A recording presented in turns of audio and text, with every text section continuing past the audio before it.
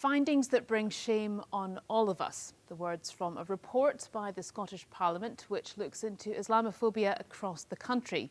It says the majority of Scotland's Muslim community have faced a form of racial abuse, with some people now too afraid to leave their home. Over 80% of the 447 Muslims who responded to the survey say they've experienced Islamophobia directly. Over 30% have experienced it in the workplace.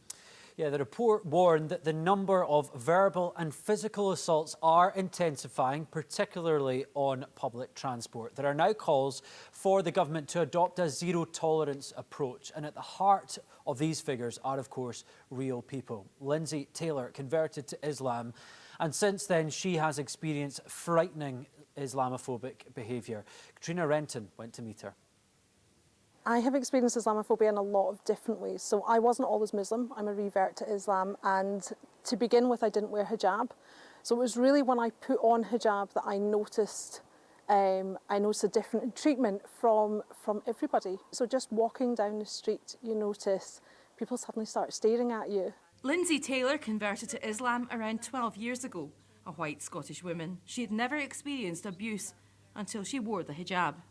I've experienced a lot of different types of Islamophobia, and some are quite small, you know, and I say quite small, but all of them are difficult to live with and difficult to deal with. But being shouted in the street, having people, you know, mumble terrorist, and having been spat at in the street. But I've also suffered more severe attacks where I've actually felt physically threatened and thought that I'm going to be actually attacked by somebody. I was getting off the train one day,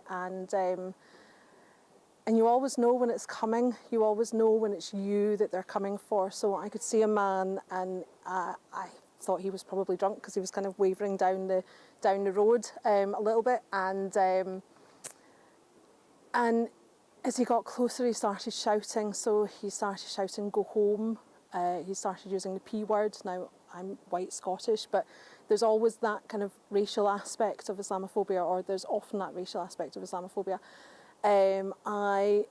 He then started shouting bomber and terrorist, and it was the first time in my life actually that I thought, I'm in the street, I am by myself, and I thought I was going to get hit. Actually, he was so aggressive in his mannerisms and so aggressive in how he was, but you know, there was people round about, and some of them stopped and stared, but nobody intervened at the time, and that I struggled with.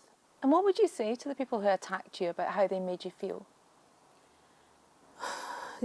I've told them that they made me feel scared and intimidated, but they haven't beaten me.